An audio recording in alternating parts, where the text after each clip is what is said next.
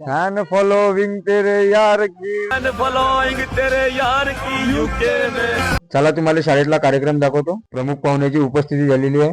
गावचे प्रतिष्ठित नागरिक आशिष भाऊ काकडे, बीडीओ साहेब आहे जाधव साहेब, शाळा व्यवस्थापन समितीचे अध्यक्ष बंडूभाऊ सोनटक्के, सामाजिक कार्यकर्ता राजेश भाऊ गोमकाडे, दिलीप भाऊ केवट, गणेश भाऊ वैले, इतर शिक्षक वृंद आणि गावकरी। बीडीओ साहेब पूजा करताना सोबतीला बंडूभाऊ सोनटक्के, राजेश भाऊ गोमकाडे, गावचे सरपंच आशिष भाऊ काकडे, इतर शिक्षक वृंद। पूजा संपली की लगेच स्टेजवर जातील। फोटोचे पूजन करून मग आम्ही आलो झेंडावंदनाकडे। काही मान्यवरांच्या उपस्थितीत झेंडावंदन झालं। क्रीडा ध्वज को सलामी दो, सलामी दो, जैसे थे। मग आलो आम्ही स्वागताकडे। तर आशिष भाऊचं स्वागत गुर्दे सरांनी केलं। त्याच्यानंतर राजूभाऊ गोमकाडेचं स्वागत करायला रामटेके सर आले। राजू भाऊचं स्वागत झाल्याच्या नंतर सामाजिक कार्यकर्ता नंदूजी लकडकर यांचं स्वागत झालं। मग स्वागताचा कार्यक्रम संपल्यानंतर आपण आलो भाषणाकडे। या आशिष भाऊचे दोन शब्द ऐकून घेऊ। कबड्डी स्पर्धेचे आयोजन आपल्या जिल्हा परिषद शाळेमध्ये केलेले आहे। तरी सर्व विद्यार्थ्यांना कबड्डी असो, खो खो, लंगडी सर्वांना मी शुभेच्छा देते व एवढे बोलून मी माझे दोन शब्द संपवते। जय हिंद, जय महाराष्ट्र।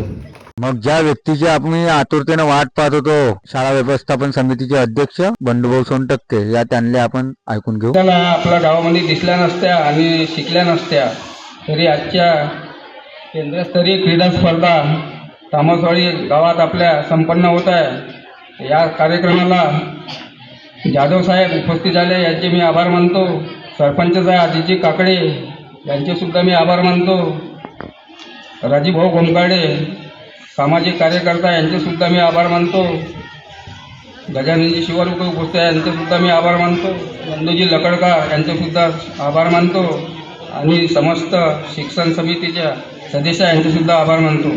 आज 2025ला 23/12/2025ला क्रीडा स्पर्धा या महोत्सव आपल्या शाळेमध्ये पार पडत आहे। तरी मी सगळ्या शिक्षकांना सांगतो की त्यांनी आपले मुलं चांगले पद्धतशीर खेळायला पाहिजे आणि त्याला जखम न लागता त्याच्याकडे लक्ष ठेवायला पाहिजे आणि चांगले सांस्कृतिक कार्यक्रम आपल्या शाळेमध्ये दाखवले पाहिजे। एवढेच बोलून मी माझे दोन शब्द इथं समाप्त करतो। मग भाषणाचा कार्यक्रम आटपून आम्ही गेलो ग्राउंडकडे।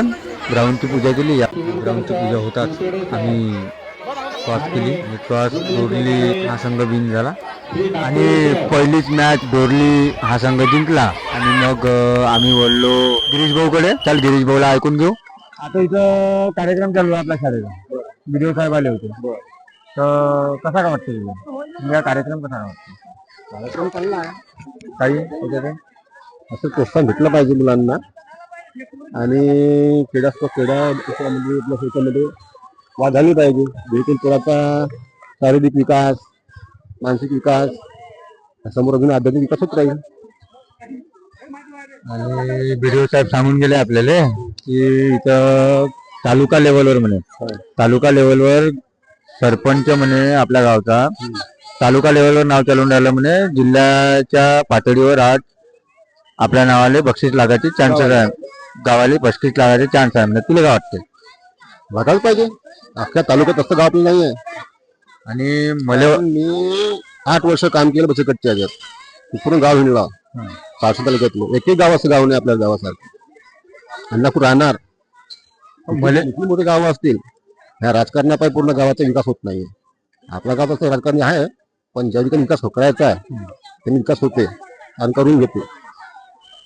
आणि मला असं वाटतं की आपल्या गावातलं राजकारण जे आहे ते समन्वयक आहे। राजकारणापुरते राजकारण आहे आणि मग समजा एखादा छोटा मोठा कार्यक्रम आहे तर सर्व राजकारणी आपल्या गावच्या विकासाचा तर मला असं वाटतं की आता तालुका लेवलवर जे बी आता वसुंधरा मार्फत 10 लाखाचं बक्षीस लागलाय, आपल्या गावातला सरपंच जो आहे तो 10 लाखाचा बक्षीस लागून त्या पद्धतीनं काम करून राहिला। मला असं वाटतं की त्याचं कामगिरी पाहून तालुका लेवलवर बाकीच्या सरपंचांनी बी काय करावं, त्यांनी शिकायला पाहिजे। बाकी लोकांनी, सरपंचांनी बाबा कसा विकास होऊन राहिला, बाबा कसे काम करून घेऊन राहिले, पैसे कमवले पाहिजे। पैसा खाण्यापेक्षा पैसा आपल्या गावासाठी लावा, गावचा विकास करा, समोर जाऊन गावचं नाव लौकिक होईल, लहान मुलांना प्रोत्साहन मिळेल, आपल्या गावाबद्दल आदर्श गाव म्हणून गणलं जाईल.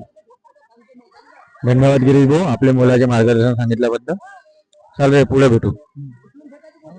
शाळा व्यवस्थापन समितीचे सदस्य दिलीप भाऊ केवट हे आपल्याला मिळाले, याचे 2 शब्द ऐकून आज दिलीप भाऊ आपल्यासारखा 200-400 रुपये रोजी कमवणारा मिस्त्री आहे, पण त्याच्या पोरीला शाळेत शिकून राहिला. तर त्यानं पोरीच्या एका दिवसाच्या आनंदासाठी म्हणता येईल आपल्याला, पोरीच्या एका दिवसाच्या आनंदासाठी त्यानं आपले 500 रुपये रोजी काढून तो इथे राहिला.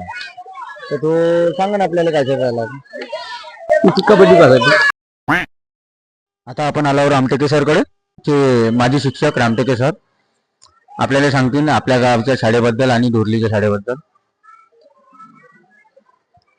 नमस्कार, मी विनोद रामटेके. सन 2025-26च्या बदल्यामध्ये माझी बदली लगतच्या शाळेमध्ये उच्च माध्यमिक शाळा ढोरली झालेली आहे आणि मी मागच्या ऑक्टोबरमध्ये 16 ऑक्टोबर 2025ला ढोरलीने जॉईन झालो. आणि इथे मी जेव्हा जॉईन झालो होतो, जून मला वाटते 2018 मध्ये जॉईन झालो होते शाळेमध्ये. तेव्हा या शाळेमध्ये जेव्हा मी आलो तेव्हा मला सर्वजण नवीनच होते, असं वाटत होतं माझं कोणी तर ओळखीचं नाही, काही नाही. पण जेव्हा इथलं मी लोकॅलिटी बघितली, इथले माणसं बघितले, इथले विद्यार्थी बघितले, इथले वयस्क लोक बघितले, ग्रॅज्युएशन वाले लोक बघितले, तेव्हा मला असं वाटलं की नाही बा, या गावामध्ये काहीतरी सर्वांचा जो एकोपा आहे आणि ज्या गावामध्ये जो एकमेकांना घेऊन चालणारा जो इथं पायंडा पडलेला आहे, तो खरंच वाखाणण्याजोगा होता. आणि मी या शाळेमध्ये जेव्हा आलो होतो तेव्हा माझ्या शाळेची पटसंख्या होती तामसवाडीची 72. आणि आम्ही जेव्हा जॉईन झालो त्यावेळेस एकंदरीत आम्ही 3 लोक नवीनच या शाळेत जॉईन झालो होतो. स्वर्गीय मोजनकर सर, ठाकरे मॅडम आणि मी एका दिवशी आम्ही जॉईन झालो. पण जेव्हा सरांनी त्यावेळेस आमचे धमदे सर या ठिकाणी येते होते आणि त्यांचं प्रशासन चांगलं होतं. जेव्हा माधवंकर सरांनी आपल्या हातात आपली वागडोळ घेतली, प्रशासन घेतलं, तेव्हा त्यांनी खरंच ही शाळा एवढी चांगली बनवली आणि आम्ही या पट 100च्या वर 115 पर्यंत घेऊन गेलो. इथले जे विद्यार्थी वगैरे खरंच चांगले आहे, अकॅडमिक चांगले आहे सर्व. आम्ही दरवर्षी चांगले उपक्रम घेतले. मुख्यमंत्री माझ्या शाळेमध्ये आम्ही भाग घेतला. त्याचप्रमाणे इथं साऊथ आफ्रिकेची टीम सुद्धा व्हिजिटला येणार होती, पण काय अनायसे काही कारणामुळे त्यांनी व्हिजिट दिली नाही, त्यांचे लगतच्या ढोरली शाळेमध्ये गेले. पण जेव्हा मी या शाळेतून बदलून गेलो तेव्हा मला खूप वाईट वाटलं. आणि खरंच म्हटलं, या सर्व गावातील लोकांनी मला इतकं प्रेम दिलं, ग्रामपंचायत सदस्य लोकांनी, सरपंच, सर्व सन्माननीय पदाधिकारी, शाळा व्यवस्थापन समिती, खरंच या ठिकाणी काम करताना मला खूप मजा आली.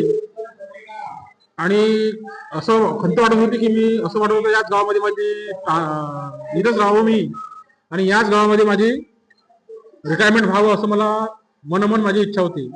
परंतु शासनाचा जो GR असते, जे काही असते, ते दरवर्षी 5 वर्षांचा आपल्या बदल्या होत राहते. आणि शासन सेवेत आलो म्हणजे बदली हा नैसर्गिक बदल असते आणि बदलीने आम्हाला नवीन शाळेमध्ये जावंच लागते. तरी पण या गावासारखं मला गाव कधीच माझ्या अख्ख्या लाईफमध्ये किंवा माझ्या सर्व्हिसमध्ये कधी भेटलं नाही. आणि या गावाने मला असं भरपूर प्रेम दिलं. त्याबद्दल मी सर्व गावकऱ्यांचे आणि सर्व विद्यार्थ्यांचे, सर्व माझ्या मित्रांचे मी आभार व्यक्त करतो. आणि जी आमची शाळा व्यवस्थापन समितीची जी बॉडी होती, जे शाळा व्यवस्थापन समितीचे कार्यरत लोक होते, आजी, माझी आणि आदरणीय बंडूभाऊ माझ्यासोबत बसलेलेच आहे, त्यांनी सुद्धा आम्हाला एवढ्या शाळेसाठी इतके उपक्रम आणि एवढे चांगले आम्हाला त्यांनी शाळेची इतकी सुधारणा करून दिली, डेंटिंग, पेंटिंग. आणि त्यांना आम्ही केव्हाही फोन केला तेव्हा ते अध्यक्ष असो, उपाध्यक्ष मॅडम बबिता चव्हाण असो किंवा सन्माननीय सर्व शाळा समितीचे अध्यक्ष, समितीचे सर्व सदस्य असो, त्यांनी आमच्या वेळेला साथ देऊन आणि आम्हाला त्यांनी वेळोवेळी मदत केली. आणि आपण आता बघत बाहेरचं जे चित्रण आहे शाळेचं, ते अगदी वाखाणण्याजोगं आहे. आणि खरंच या शाळेने मला भरपूर प्रेम दिलं, विद्यार्थ्यांनी सुद्धा प्रेम दिलं. त्याबद्दल मी सर्व विद्यार्थ्यांचे आणि गावकऱ्यांचे, माझ्या मित्रांचे, प्रज्वलचे सुद्धा मी आभार मानतो. आणि असंच आणि असं नाही की मी आपल्या ब्लॉकमधून बाहेर गेलो, मी आपल्या ब्लॉकमध्ये आपल्या केंद्रामध्येच मी आपली शाळा निवडली. यासाठी निवडली की मला हा पार्श्वनी ब्लॉक आणि तामसवाडी गाव इतकं आवडलं की मला सोडावंसं वाटलं नाही. तरी मी बाजूला जागा खाली असल्यामुळे सायन्सची मी अगदी बाजूलाच डोरली गाव निवडलं. आणि ते अनायसे माझा ते लकीली या इथून मला वाटतं 2-3 किलोमीटर माझ्या ते शाळा भेटली. त्याबद्दल सर्व गावकऱ्यांचे, सर्व मित्रांचे मी आभार मानतो आणि या ठिकाणी माझे 2 शब्द पूर्ण करतो. धन्यवाद. धन्यवाद सर. मला असं वाटतं की आम्ही एक चांगला शिक्षक, रामटेके सरांच्या भूमिकेत आम्ही एक चांगला शिक्षक काही दिवसापूर्वी आमच्या शाळेतून गमावला. त्याबद्दल आम्हाला कुठेतरी खंत राहीलच. पण तुम्ही अशा कार्यक्रमातून किंवा विविध प्रसंगातून आम्हाला भेट देत राहाल, यापुढे बी हीच अपेक्षा आमची राहील. धन्यवाद सर. आपण 2 मिनिटं वेळ दिला त्याबद्दल धन्यवाद.